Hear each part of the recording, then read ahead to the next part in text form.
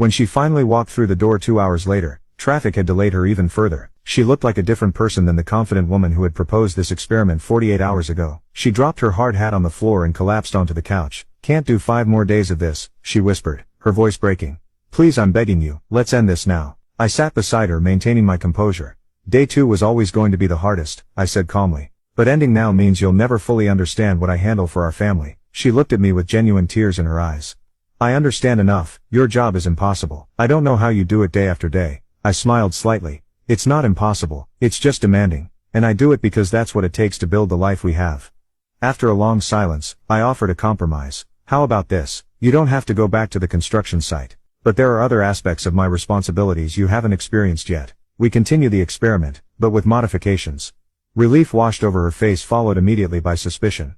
"What kind of modifications?" "Tomorrow you'll handle our finances, home maintenance calls and the meeting with our insurance agent. I'll continue with the household duties."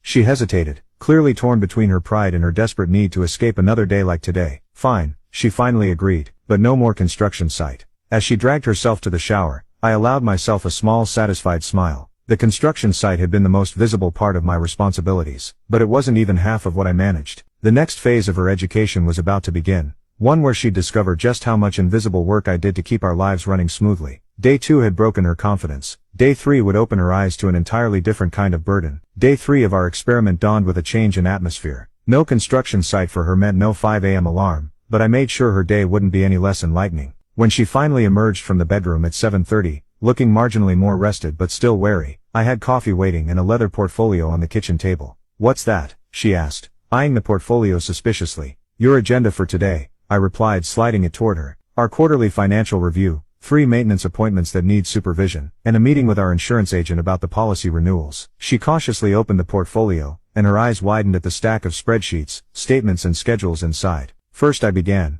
"you'll need to reconcile our accounts. I flagged some unusual charges on your credit card that need verification. Then transfer funds to cover the property tax payment due tomorrow. It's $4,700 by the way. After that, you'll need to call about the water heater warranty. It's making that knocking sound again." Her coffee remained untouched as she flipped through the papers with increasing alarm. "Why are there so many investment statements? And what's this about a home equity line decision? That's our retirement